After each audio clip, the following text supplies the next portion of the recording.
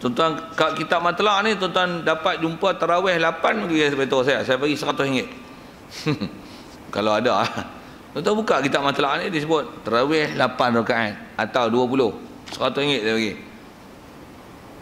Tak ada tu yang berani cabar. Kau ada kitab besar sikit dia sebut. Kalau ada tu selalunya yang silap syarah. Silap faham hadis. Syarah kau tu panjang lah. Cuma saya nak sebut apa? Sebut amalan. Saya nak sebut tu amalan. Kalau kita tak terlibat dalam bab tinggal sembahyang fardu apa bagus tapi nak sebut pasal bab benda sunat ni, kita kat dunia ni kita tak rasa, kita akan rasa lah sunat. Itulah memang lah, dia sunat. Memang lah. Dia taklah tinggal itu berdosa tak. Tapi bila kita mati, kita akan minta nanti kat Allah Ta'ala, walaupun satu sunat tu kita minta kita buat. Apa dalam surah mana tu? Bila hatta idza jaa ahadakumul mautu qala rabbirji'un. Jenis tak apa surah ayat ni baca lajak mulut kan. Semak Quran ayat mana surah mana. Bila datang je maut kita ni bila mati, setiap kita ni ahadukum, setiap kita ni akan kata rabbirji'un, ya Allah wahai Tuhan aku kembalikan aku. Rabbirji'un rabbirji'uni. Buat apa? La'alli a'mala salihan, la'alli a'malu salihan fima taraktu. Mudah-mudahan harap-harapnya boleh aku beramal la'alli a'malu salihan. Quran sebut dengan salihan, satu amal soleh. Dia tak sebut salihat, tak sebut tu. Kalau boleh aku beramal walaupun satu amal soleh. Saya duduk ngaji dulu ada guru disebut amal soleh tu macam mana?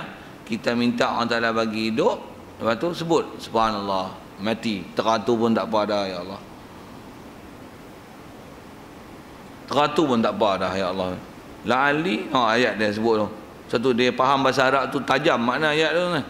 La'ali a'malu salihan. Kalau boleh aku beramal satu je amal soleh. Maksud dia macam mana?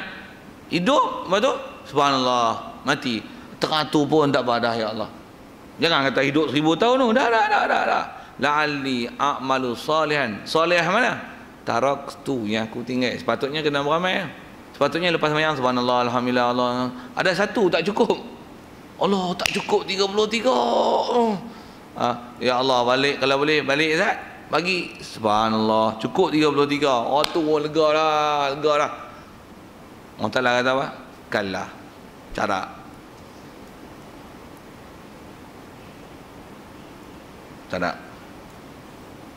Kita cerita ni apa kan? Kita beramal lah tu. Cuma ada soleh satu kita tinggal sikit. Tarawih nak bagi cukup 20, 2 rakaat lagi. Minta ya Allah hidup lepas 2 rakaat lagi. Boleh nama tarawih 20. Tak ada. Kat dunia ni dia tak rasa. Satu ulama-ulama dia buat ibarat kita kat dunia ni, dia ada sebut ni, kata an-nasu niyamun idza matan tabaha. Manusia ni dalam dunia ni duk tidur, bila mati baru dia sedar. Atau kita ni sedar bila kita mati. Mati tu macam baru bangun tidur. Gitu. Duduk dunia ni tidur. Blur. Saya lah ni tak guna bahasa steam lah, saya guna bahasa moden sikit. Blur. Steam tu kot bahasa lama orang tak nak faham, lagi dia faham steam lain. Payah blur ke blur.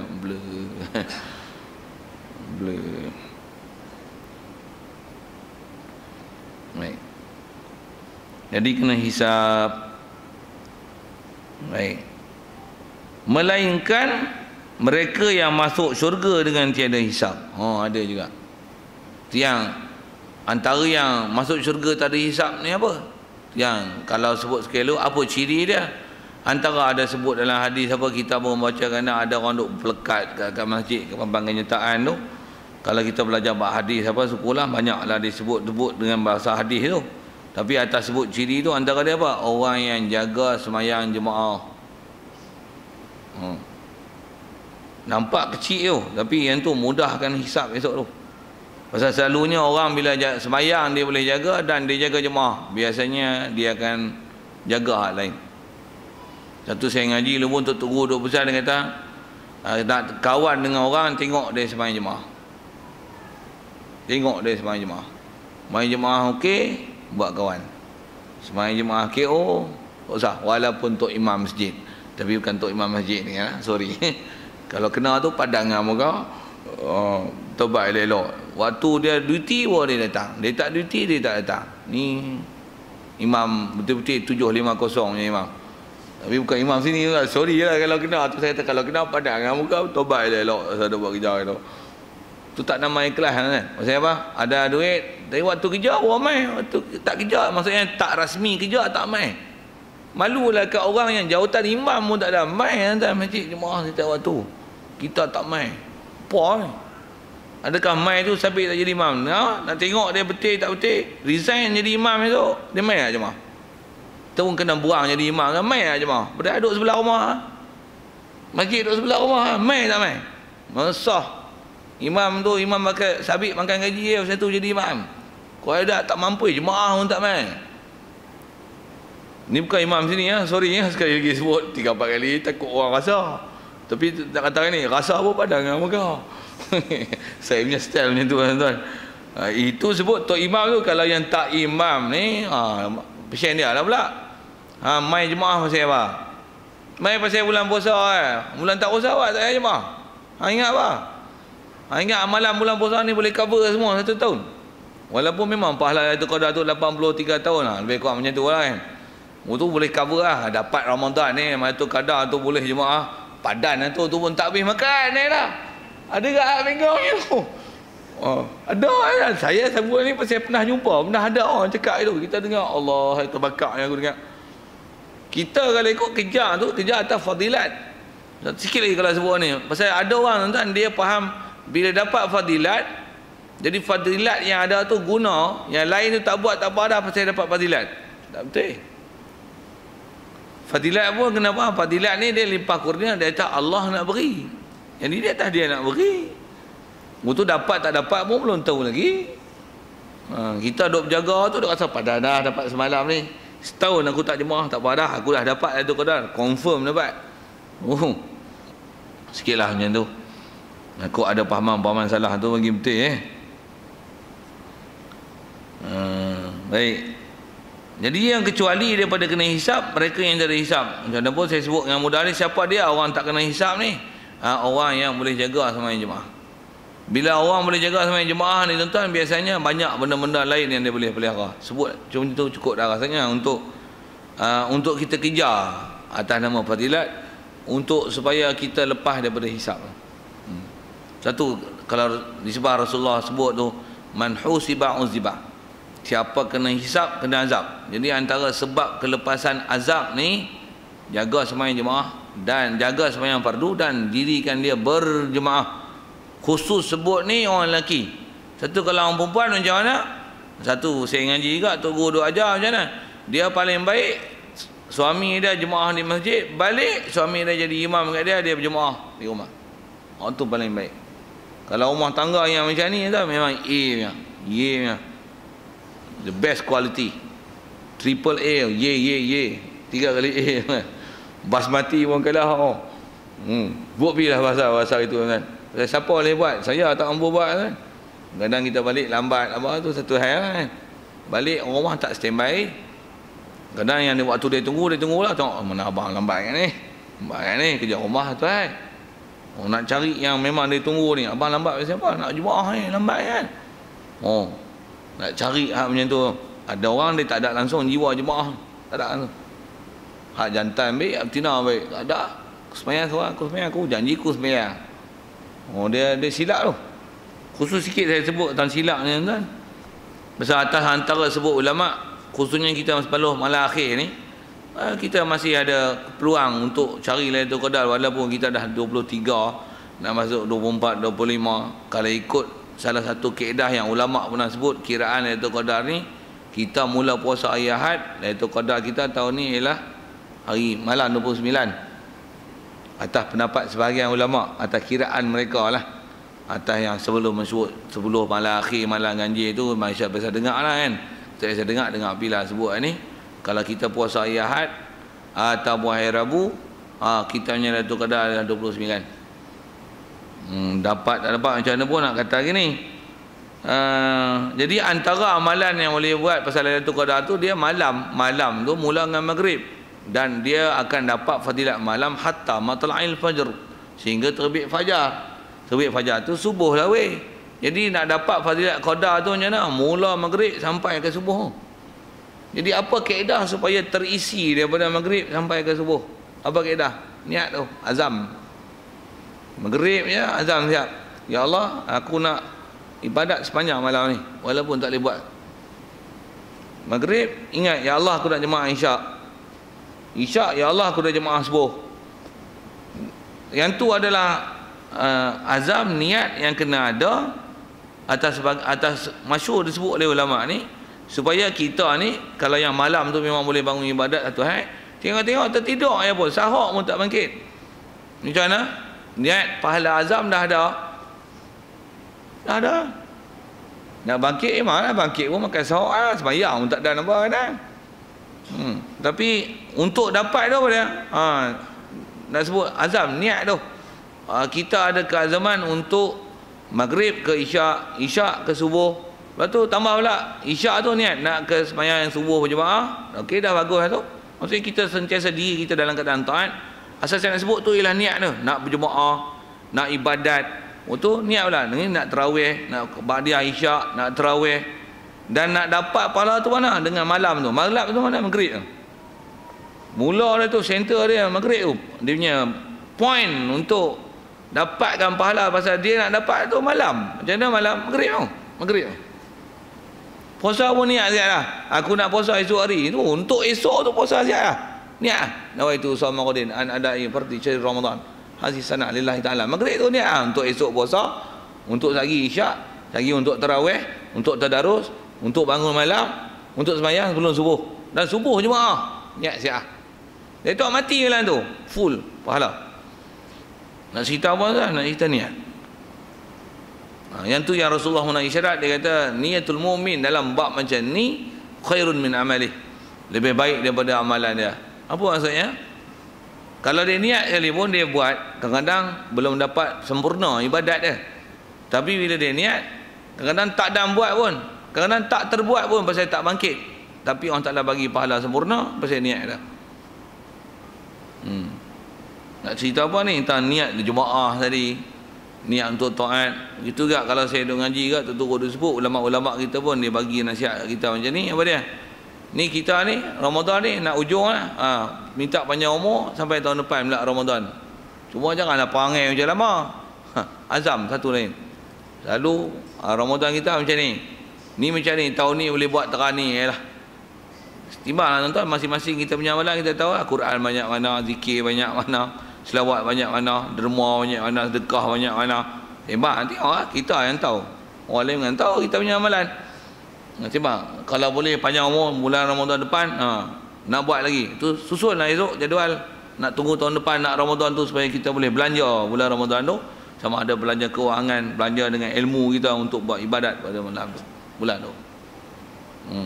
Tentu kalau sikit saya sambung ni, tu yang kami kalau pondok, tutup guru dia ajak bulan puasa ni bulan cuti mengaji. Saya apa? Duk mengaji sokmo lah. Sebulan bulan ni ngaji lah.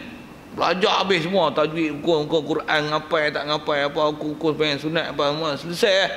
Bulan Ramadan bulan untuk praktik. Tuan. Buat. Satu berhenti ngaji.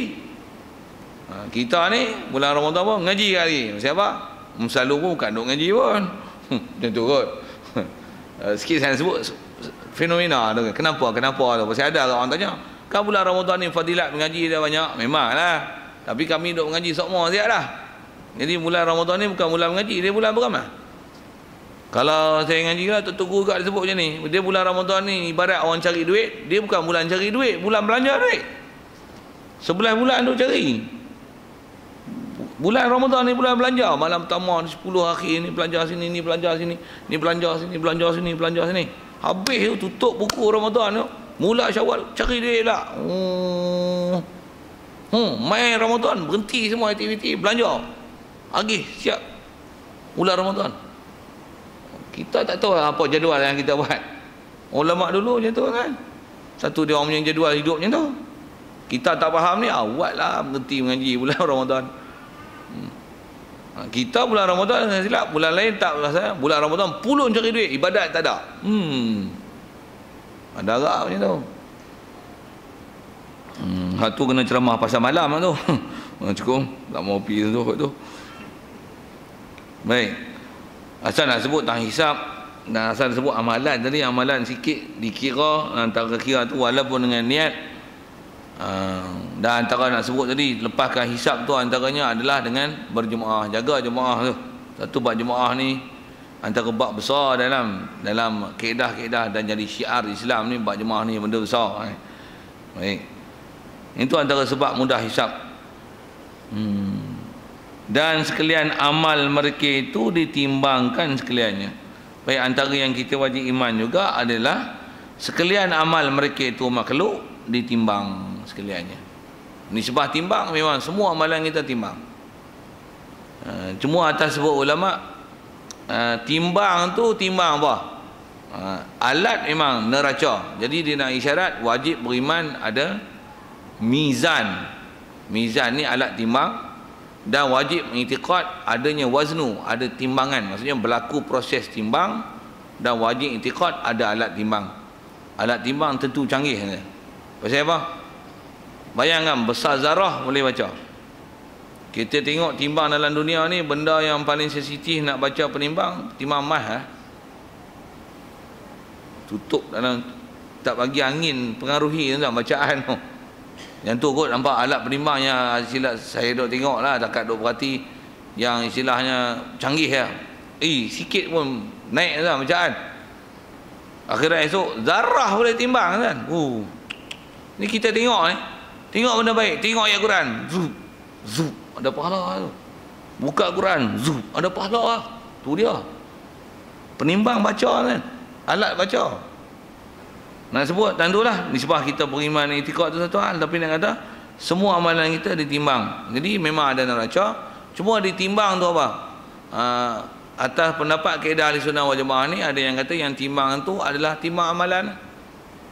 Amalan nak timbang ke mana? Antaranya didetilkan oleh ulama, amalan kita ni dirupakan dengan rupa bentuk tertentu dan dibubuhkan di piring penimbang tu. Itu antara kaedah menimbang. Dan ada antara ulama sebut antara kaedah timbang bukan timbang amalan, tapi buku suratan amalan kita tu, hak itulah nanti akan diletakkan tempat khas untuk letak tu. Letak tu dia baca. Pasal buku catatan kita dia tak ada apa tertinggal daripada apa yang pernah kita sebut dan kita buat. Semua tulis. Yang tu letak kat neraca nanti kat mizan, dia baca. Bayang tuan, dia boleh baca semua. Itu nisbah alat yang Allah Ta'ala bagi jadi. Nisbah Allah sendiri, Allah alimun bizati sudur. Dia mengetahui tentang apa kita sendiri lah. Dia yang jadi, kita takkan dia tak tahu. Yang tu cuma dia nak zahirkan supaya semua makhluk tahu siapa dia ni di kalangan kita. Orang yang baik mana, hak di sebaliknya mana. Jadi wajib beriman semua tu. Kita ditimbang sekaliannya pada neraca. Dan kata dia, kita juga nanti akan melalui sekalian mereka itu makhluk, dan makhluk ni manusia jin yang mukallaf, atas sirat. Semua lalu atas sirat. Jadi sirat nak menunjukkan maksudnya dia ialah benda hak yang wajib beriman, wajib i'tiqad, ada sirat. Baik. Dengan apa yang kita baca ni tuan-tuan, atas kita bicara kaedah prinsip akidah, semua ni wajib i'tiqad. Wajib i'tiqad ada bangkit semula, wajib bangkit i'tiqad ada mahsyar. Wajib i'tiqad kalau faham tu ada suratan amalan, wajib i'tiqad adanya hisab, wajib i'tiqad adanya timbang, adanya alat penimbang, dan wajib i'tiqad adanya sirat. Siapa-siapa ingkar perkara-perkara ni kufur, pasal dia termasuk dalam beriman dengan hari kiamat. Jadi yang ni ialah antara benda yang wajib beriman, sabit dengan nas Quran hadis, mengingkarkan mana-mana perkara dalam bab yang telah diijma'kan oleh ulama termasuk dalam benda-benda yang kena i'tiqad, yang ingkari dia walaupun satu perkara adalah kufur. Suatu masa dulu tuan-tuan kita biasa dengar, tuan-tuan tak biasa dengar, saya tak tahu, tapi saja nak sebut, ada orang di Malaysia ni, dia nama dia tokoh agaklah, istilahnya tokoh di Malaysia sebagai tokoh agamawan, ada gelaran pula Al-Hafiz. Dia pernah kata sirat ni tak ada. Ayah, kita takutlah tengok orang belakang ni. Zaman kita makin belakang ni, orang-orang yang ngaji agama ni kadang dia bukan ngaji sangat, tapi Dia lebih kepada mustasyrikin. Apa? Banyak ikut teori barat lah. Tambah pula kan buat PhD kat Universiti Oxford, Australia, Amerika. Oh, pening. Jadi antara ulasan hujah dia kata sirat sebenarnya dia adalah simbolik. Jadi dia nafi tu dia nafi macam tu. Dia kata sirat ni simbolik, dia bukan realiti. Pasal kata dia dah ada dah hisap, dah ada timang amalan, nak ada sirat lagi buat apa? Dia urai ikut kepala otak. Tu yang payah. Macam mana suatu masa dulu kita dengar zaman Austria Jabat dulu, dia menafi siksa kubur. Mana ada orang mati dalam kubur, kalau kita buah mikrofon kita boleh dengar soalan Munkar Nakir duk soal jawab dengan dia. Dia boleh cakap itu kan. Satu masa dulu kita duk pening kepala dengan Astara Jabat yang dia orang panggil Astara Jebon dan balah dulu. Satu masa dulu waktu tu pun tak ada lah. Bunyi pun tobat lah Astara Jabat tu. Walik petani lah, memang orang petani pun. Nama kampung Jabat tu ada kampung sana ni. Kampung belah petani ni, belah Siam. Jadi orang menjuruh hal ni. Pasal kat Malaysia dulu pun dipanggil itu, jadi salah ada bahagian dia tulis dalam surat khabar tu dibayar, ada maksud panggil dia pun ikut lah apa yang ditunjuk, tulis apa yang ikut dan dapat duit kaya kot, tobat kot lah. Tak tahu nak kata macam mana kita pun tak bisa jumpa dia. Macam mana pun nak sebut tu lah kan. Hati-hati sikit, ada orang agamawan kita zaman lah ni, walaupun tengok ada title, ada PhD, ada doktor, ada datuk, kadang-kadang dia beri title Tok Guru, Maha Guru, tapi kadang-kadang ada benda dia ajar tu benda akidah kan, bab fiqh suku, bab akidah tu pun silap. Yang ni yang kita takut sangatlah ngaji belakang ni. Kadang kita main masjid, main surau, tengok baguslah main masjid, main surau ni. Rupanya hak mengajak tu tak betul. Yang ni yang takut, yang Rasulullah menaik syarat. Dia kata Dajjal, sebelum Dajjal yang Rasulullah menaik syarat, dia kata aku lagi takut daripada Dajjal tu. Pasal Dajjal tu semua orang kenal dah, pula tu dah jamin umat Nabi ni banyak mana. Tapi Dajjal, sebelum Dajjal ni, hang ni kita takut ni pasal ada orang yang dia tak dapat kenal mana yang kaca dengan permata, mana yang diajar betul tepat dengan kaedah Ahlussunnah wal Jamaah, khususnya kita bicara ni bab akidah ni, mana yang tak tepat. Masa lagi kalau zaman moden ni tuan-tuan, yang contemporary ni dia akan bunyi macam ni, khilaf. Padahal bukan khilaf. Kita bicara ni tuan-tuan atas apa yang kita duk baca dalam matlaah ni, walaupun dia tak sebut Quran hadis, memang yang ni ialah masyhur sebut dalam kitab akidah, dan yang ni ialah benda yang mujma' alaih, benda yang telah diijma' oleh ulama Ahlussunnah wal Jamaah. Ingkar satu perkara sahaja dalam bab ni kufur. Tolak terus iman. Satu bab sirat dia tak boleh main, bab sirat, bab suratan amalan, begitu juga bab mahsyar, begitu juga bab mizan, bab timang amalan tu, dia ialah benda-benda yang tak boleh dipermainkan pasal dia wajib i'tiqad. Baik. Sikit isu itulah. Ini sebab kata kena berhati-hati sikit tentang pendapat-pendapat moden ni. Kadang-kadang yang keluar ni mulut orang yang, kalau disebah negara kita, orang yang popular, glamour. Bahasa lain ni apa? Celebrity. Macam tu. Orang macam tu. Kalau saya ni celebrity apa? Orang tak pandai peduli, duk pondok, cerok, hulu, betul? Duk kira nak kenen orang ya. Dia tak ada. Tak celebrity tu. Masuk TV tak masuk TV tapi buka YouTube penuh. Tu pun kalau tuan-tuan buka, type nama orang tu penuh kat 600 video lebih. Adalah dia orang duk upload, kita duk ni ngajak-ngajak semua duk naik sana. Tengok kod-kod tu, bagi kaedah belajar, bukan kaedah tengok YouTube, main mengaji lah weh. Tu kod nak cover mana-mana, nak bagi silah apa, mengemaskan apa yang dah kemas, bukan terhegeh-hegeh baru nak mengaji, bukan. Kaedah dia bukan macam tu. Kaedah dia hang kena guru, mesti mengadap, mesti talaqi. Itu orang kata dah ada alat moden tu, guna pi pakai pi Baik, sikitlah ke bab-bab tu. Tujuan sebut pun supaya ambil hati-hati sikit terhadap walaupun nama golongan agamawan, lebih kurang itu kot istilahnya, tapi kadang-kadang pendapat dia pendapat moden, nampak macam contemporary. Tapi benda tu menyalahi daripada kaedah Ahlussunnah wal Jamaah, takut terkeluar daripada ajaran Islam. Ada yang terkeluar, ada bab dia sampai terkeluar daripada ajaran akidah. Alhamdulillah. Dan bahawasanya segala orang yang mukmin meminum mereka itu daripada haud Nabi. Ada sikit lagi dia nak sambung tu. Macam Macam mana pun nisbah kita baca sekali lalu tentang bab kiamat betul. Soal kalau ada kot sekitar tu yang mana aku boleh jawab tentang kita bicara tentang alam akhirat tu. Kita dah sebut sikit tadi, mizan sekali lalu itulah sekadar baca dan sebut, dan sedikit amalan yang boleh melepaskan hisap. Main jemaah sebut sekitar tu. Ada kot apa-apa soalan.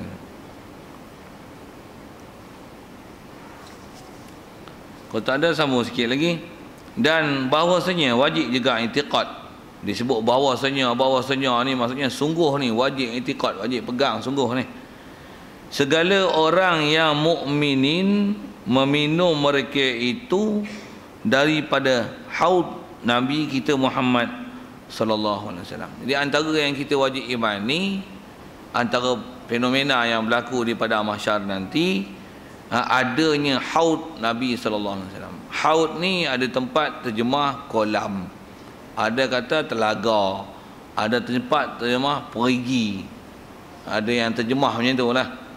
Macam mana pun asal bahasa Arab ni, haud ni, kalau kita ni dia, kalau tengok saiz dia tu yang dikatakan tambah pula haud Nabi sallallahu alaihi wasallam ni, haud dia tu dia macam tasik kan. Tasik tu bukan tasik Raban. Kalau tengok nisbah apa kita belajar dalam bab hadis syarat dalam kitab-kitab tauhid, saiz dia besar tuan, walaupun nama kolam bukan macam kolam ikan kita belah ikan telepia tu. Sikit tapi lah sebut dengan bahasa itu. Pasal kadang-kadang kita bila sebut kolam, nampak kolam kecil belah Tambah pula sebut telaga Nabi. Telaga duk faham besar tu. Nampak lubang tu duk masuk tali, duk nampak macam tu lah telaga. Besarlah haud Nabi ni. Haud Nabi ni besar mana kalau ikut nisbah apa sebut dalam isyarat hadis tuan, luas dia macam laut Mediterranean tu. Macam tu kot kalau nak sebut nisbah apa saiz yang disebut dalam hadis. Kalau tengok nisbah kedudukan peta tu, kalau lukis besar laut Mediterranean tu. Besar kan. Kalau nisbah yang tu baru kolam tu. Kalau laut tak tahu lah besar mana. Yang tu pun kalau ikut laut Mediterranean tu, dia bukan laut bersambung luar, dia kalau ikut macam tasik, tapi pasal besar dia tu dipanggil laut Mediterranean, yang akan dapat iklim Mediterranean. Iklim Mediterranean ni ialah iklim yang dapat hujan pada musim dingin. Sikitlah ilmu maklumat geografi macam tu. Puas cerita ni. Nak cerita haud Nabi. Jadi antara kita wajib iman ni adalah orang beriman, orang mukmin boleh dapat minum daripada telaga. Tu yang bahasa telaga tu dah biasa sebut lah. Telaga, kolam Nabi. Macam mana pun sebut Arabnya haud Nabi sallallahu alaihi wasallam. Orang boleh minum siapa? Mukmin, bukan muslim. Bila mukmin maksudnya macam mana? Iman betul sah. Dan dalam kitab disebut dengan mukmin pasal apa? Pasal syarat boleh minum pada haud Nabi, daripada kolam Nabi sallallahu alaihi wasallam ni dipanggil orang takwa saja. Maksudnya orang taat. Apa sebut atas jahrah tu?